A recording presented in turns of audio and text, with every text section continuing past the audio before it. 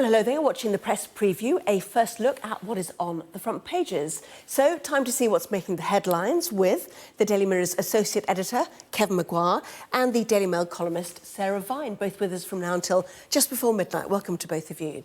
So, as ever, let's take a look at the front pages then. The Eye reporting that the Royal College of Nursing has upset other unions with its willingness to directly engage with the government over strike action.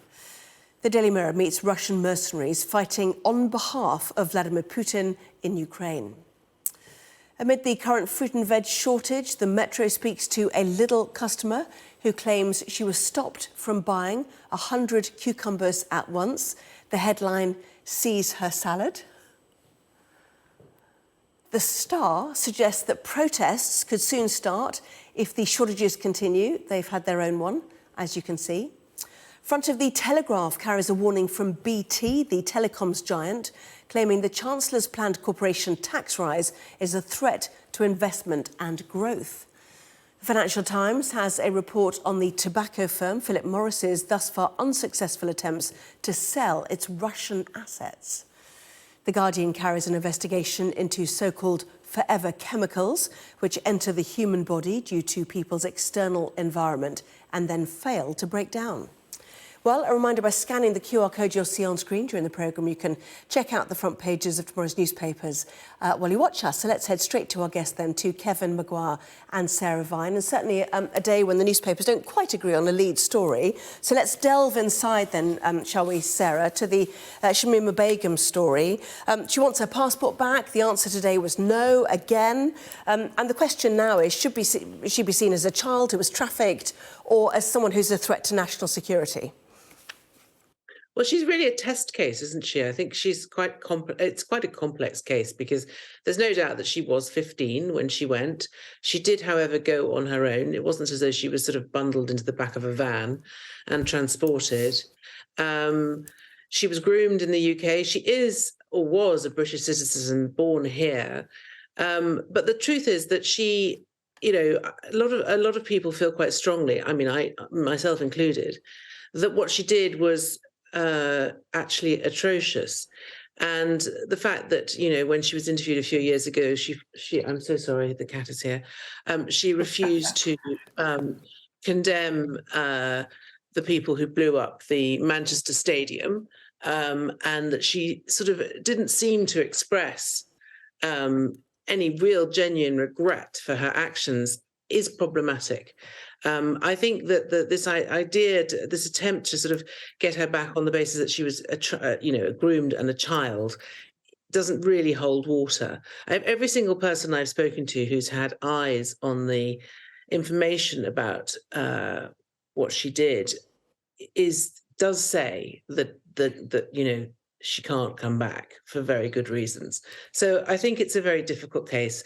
And of course, if the government allow her back, then they open the gates to lots of other people in similar situations. So it's a very difficult thing. The problem is she will remain stateless. And that is an issue because she has to go somewhere. She can't live in a refugee camp for the rest of her life. Yes, so it's difficult. Yeah, it is. And a number of issues come out of this. One, that dual citizenship doesn't seem to help anybody, Kevin. The other one is, of course, that the Kurds running this camp in northern Syria want people to go. And thirdly, you know, what is it that the Special Immigration Appeals Commission hearing knows that we don't? The allegations, for example, which people have asked her about, to be fair, that she stitched vests for would-be suicide bombers, carrying a rifle to enforce dress codes and so on, all of this sort of stuff. Are they getting to hear that? Should they explain more to us about the decision behind this, do you think?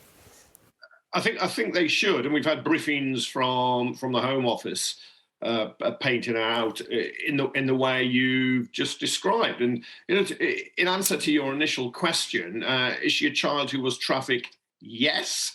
Could she be a threat to national security? Possibly.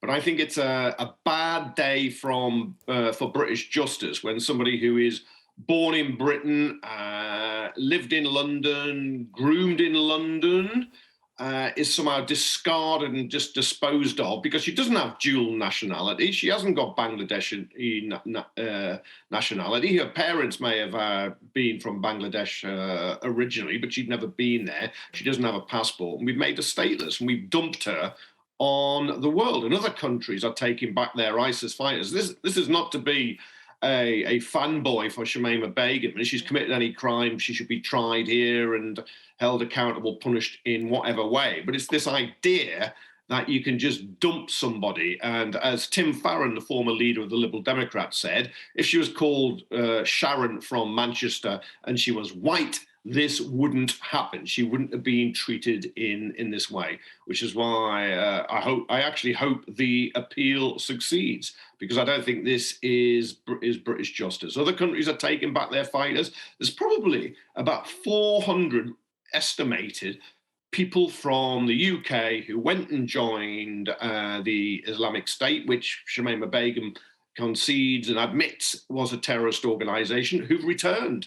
Several dozen of them have been prosecuted. The rest have just returned to society.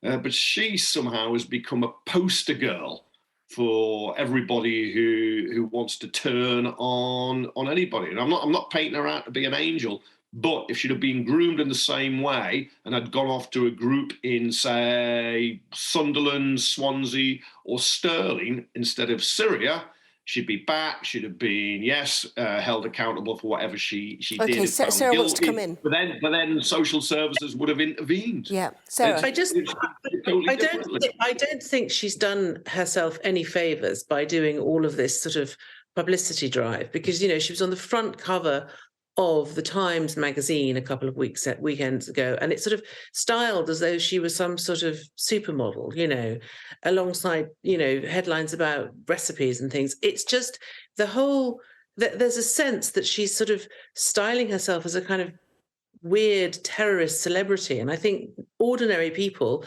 find that, rightly so, quite unpleasant. Sarah, it's true. You'll know. She's done a podcast for the BBC. It's not right that somebody that who has done what she has done should have that kind of platform. I don't think Sarah, whether or not she's tried for crimes. Sarah, you will know as a journalist from a refugee camp in the Kurdish-controlled part of Syria, where the Kurds think she should be returned to the UK and dealt with. She will have no control over how she is presented in the Times, a paper you work for. You know that. And I agree in those early interviews about the Manchester Arena, where she was somehow, almost justifying or explaining why the bomber had done what they did. Of course, it was appalling and didn't help her. And I'm not giving her a clean bill of health or putting her on a pedestal or anything. The fact is, she was born in Britain. She was British. She is British. It's just we've removed her passport. And I think it's absolutely wrong that we do that to people and dump them on other countries. She's our responsibility for good or bad. Well, her legal team is certainly saying it is not over, so we'll see what happens. But moving on, if you don't mind, to the Eye. Obviously, some celebrations yesterday that the nursing union would finally hold talks with the health secretary. Other unions, though, are seriously not happy about this, Sarah. Yeah, I don't know why. I mean, if they want to get their pay rise, then they need to talk to the health secretary. So why they're cross that somebody else is making headway and they're not? It was just silly. It's just pointless sort of posturing. I mean, it just shows that they're not doing it for any sensible reason other than to just cause trouble. Yeah, Kevin, I mean, I note that the Eye is saying the government blinked first on this, to be fair. Carry on. Yeah, although Pat Cullen of the Royal College of Nursing for a long time had been saying if the government offered meaningful talks, the strikes would be suspended. But there's no doubt the government and we'll meet them halfway on in terms of what we require. Anyway, yeah, carry on. And has backed off on its insistence that everything had to be done through the peer review body and they wouldn't reopen this year's settlement. All had to be next year. Steve Bartley, the health secretary, had been pushing for some time to be able to make a new offer, but the Treasury, the Chancellor Jeremy Hunt, and the Prime Minister Rishi Sunak were blocking him. But I can see why other unions are cheesed off, shall we say, that the Conservative Party has finally remembered how to divide and rule, which has kept it in power for most part of the last 3 centuries. Come on, Kevin. They're excluded. It's because they're excluded, and those are the unions representing nurses aren't involved. And then, of course, looks like there might be a deal done with the nurses, but what about ambulance workers, junior doctors in the NHS? What about teachers? What about civil servants, other people across the economy? Now, I can see why the government's doing this. I've been surprised politically they haven't done it a lot earlier. And of course, we normally talk about the King's shilling. I suppose whoever this described as a bitter union official on the front page of the Eye, there's no name there, I don't know if there's a name inside, talking about the King's farthing, they'll be in a TUC affiliated trade union, and the fear the Royal College of Nursing, which isn't part of the TUC, will settle for something they wouldn't, and then put great pressure on them. I think that's what it is. But yeah, the government has remembered how to divide and rule. OK. To the Daily Telegraph now. Tax. It's been a big issue, has it not, for the Conservative Party? And this is, I suppose, all ahead of the upcoming budget, effectively. But BT now, one of those big organisations, telling the Chancellor that the planned corporation tax rise is a threat to investment and growth. That was one of the tax changes that was in Liz Truss's sides, of course, back in the day, Sarah. Yes, I mean, the corporation tax will rise from 19% to 25% in April, which is a big jump. Of course, it will put big companies, which like big profits, like BT, who could, by the way, if they're listening, could you make my Wi-Fi work, please, for which I pay you for? Don't like that kind of thing, because it means that it's, that they can't make the sort of money they need. I mean, it's a delicate balancing act between getting sufficient receipts for the revenue and not pricing out companies that will want to invest in this country. Whether or not he's got it right, we'll have to see. A lot of people think he hasn't. A lot of people think that this will put growth off in this country. Well, I mean, this whole tax versus growth has been a fascinating debate, has it not? And no doubt will be studied, I think, presumably. But the problem is that the demands in all public sector areas are so great now that surely having tax is the only way to pay for them right now, while growth, as we know, is stalled, Kevin. Oh, yeah. Look, and 25% corporation tax, and basically cancelling a cut down to 19%.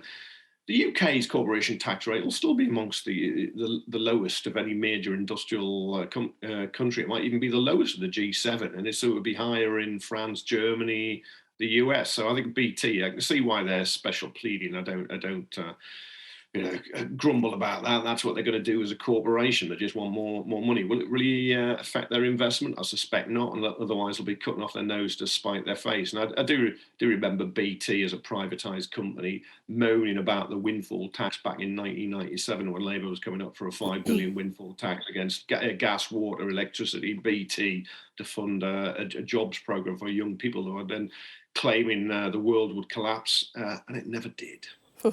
Well, coming up after the break, we will be discussing David Bowie's quite extraordinary outfits, which make many a front page. And also, as the fruit and veg shortage continues, we will ponder why anyone would need to buy 100 cucumbers at once. That when we come back.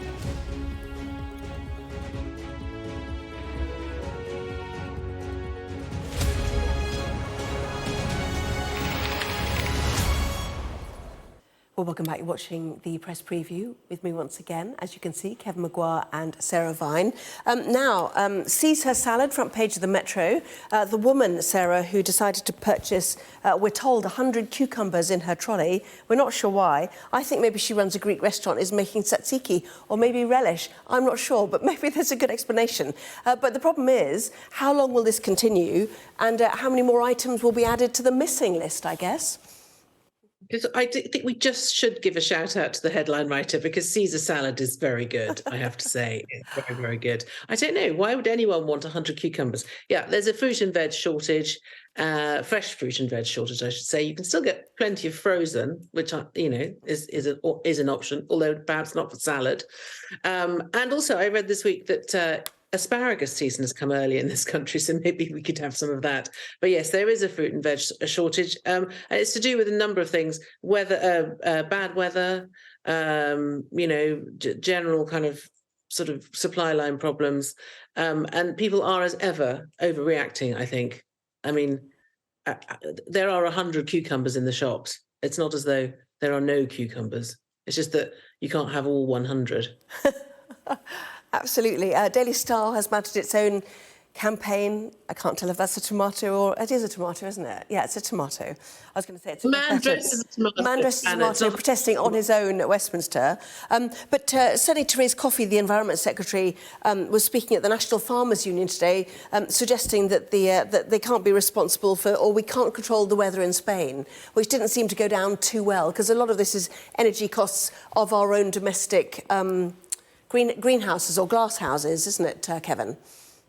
Yeah, I think every time Therese Coffey opens her mouth, she puts her foot in it, and didn't show much sympathy to domestic growers who are facing those higher energy costs. The woman on the front of the Metro is a personal trainer. What's her name? Lisa Fairns, and she was stopping a little because she was buying 100 cucumbers because she makes a lot of drinks for people. I think not just for herself, but she trains. But you're right.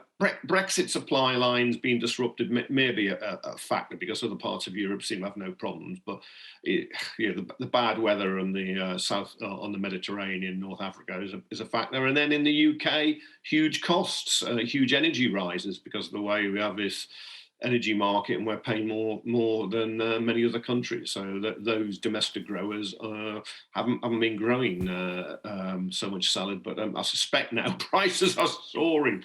They'll be turning up the heat and cashing in. That's what you would expect. But, yeah. It rather pains you as a parent who spent years trying to get my kids to eat salad. Now they'd have a very valid reason for not. Yeah. There's still carrots around, I presume. My kids love carrots and other root vegetables they're not so keen on. But anyway, we'll see what we can persuade them to eat.